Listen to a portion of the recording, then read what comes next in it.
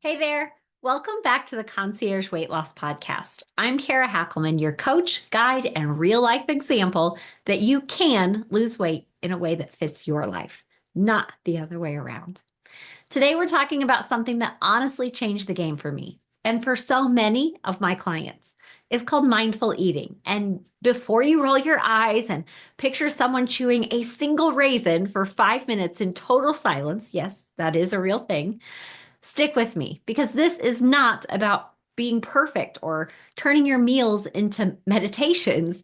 This is about finally feeling in control around food without restriction, without counting every bite, and definitely without starting over every Monday. Let's break it down.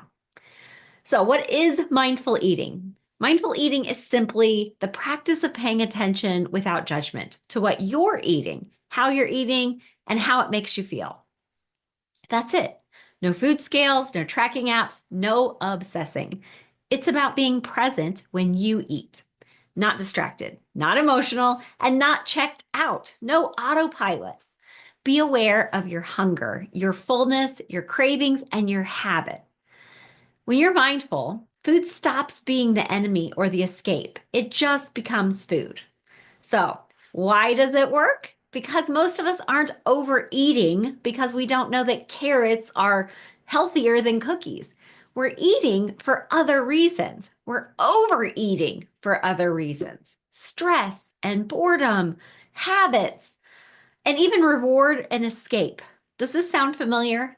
Mindful eating helps you catch those patterns in real time and choose what happens next. It gives you the space to pause before reacting. That moment of pause, that's where the real magic happens. It's where you learn to respond instead of react. All right, this is the foundation of how I coach, how I help women just like you lose weight every single day. This isn't just a nice idea or a bonus tip or trick.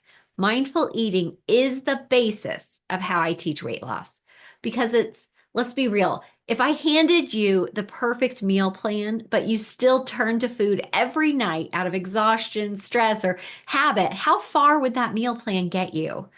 That's the difference. This isn't a diet. This is a skill, a practice, a self-care, a way of being that just gives you your power back. And yes, it does. It leads to weight loss. But more importantly, it leads to freedom because it's sustainable. You can do it anywhere, anytime. You don't have to start over. You don't mess up. You just keep learning. So, why is this different from dieting? If you haven't heard yet, let me explain. Diets teach you rules. Mindful eating teaches you to trust yourself. Diets are about control. Mindful eating is about connection, connection to you, your body, yourself, your desires. Yeah, what you need, what you want. Diets say you can't have that. Mindful eating asks, do you even want it right now? And that's why it works long term. Because when you learn to tune into your body and trust yourself, you don't need willpower. You don't need food rules. And you definitely don't need to get back on track. This is the track. So, how do we put mindful eating and mindfulness into practice? Okay, so now you're thinking, cool, Kara, but what does this actually look like day to day, right? I love when you guys write in and tell me things like that. Sounds good, but what does that actually mean? Let me paint the picture because mindful eating doesn't just happen at the dinner table. It shows up all day long and it can show up in every part of your life. Here's how you can practice it in real life. So, before your day even starts, instead of jumping straight into autopilot, take 30 seconds. This is quick. Ask yourself, what needs my attention today? Maybe you're thinking about your schedule or you're thinking about how your body hurts or something. Think about this for a moment. What needs my attention today? It could be anything. Maybe you ask yourself, what kind of food would feel good in my body today? I really like to ask myself, what do I really want? What haven't I had for a while that sounds so good? Where might I need a little more support emotionally or practically? Maybe I need to ask somebody for some help. It's not about perfect planning or a perfect day. It's about preparing for you, your day, your needs, your wants, and what could make it all just a little bit easier for you. So, when you are planning your meals, mindful eating doesn't mean you wing it and just listen to your body all day. Like a meditational guru might say, listen to your body. It's not about listening to your body all day with zero plan. In fact, planning is one of the most supportive, mindful things, excuse me, mindful things that you can do. Ask yourself, what sounds satisfying and nourishing? Do I need something easy tonight? Maybe your schedule's crazy. This is practicing mindfulness right there. Maybe you ask yourself, will this keep me full? Maybe I planned something and I'm going to ask, will this keep me full? Or am I setting myself up to raid the pantry later or to just say, throw the towel in, let's go get pizza? You get to ask yourself, what do I actually want? And what does my body need? You can put it all together. This is the how you get to eat the things that you really love.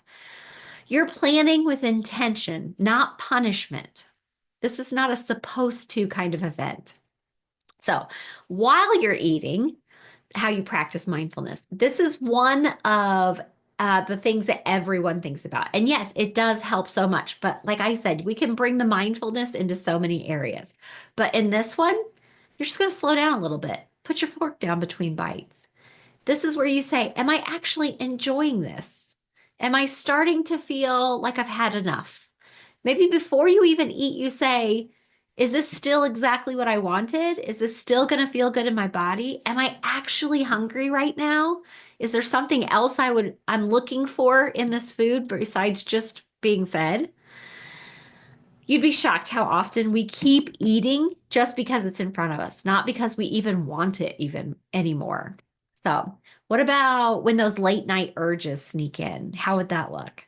So, the snacky hour, right? Don't we all have that after everyone's like calm and doing their own thing and we've put away the dishes or we've cleaned up the kitchen, we're finally are sitting down and having some moments for ourselves. So, maybe in that moment, you're going to let this mindfulness shine. You pause and you ask, am I actually hungry or am I just tired or stressed or do I just need a little comfort? And here's the thing, sometimes you're still going to eat the snack. That's okay, but you're going to do it consciously. And that changes everything because then it was a decision that you chose on purpose. No guilt spiral, no screw it binge later. So, what about when someone else is eating something delicious? This one was one for me that I got to really practice firsthand. This one is real. You're doing great. Then sometimes someone shows up and let's say they've got warm cookies, your favorite, right out of the oven. Suddenly you're doubting everything. Mindful eating gives you options. You can pause and ask, do I actually want one right now? You can say yes and truly enjoy it without the shame.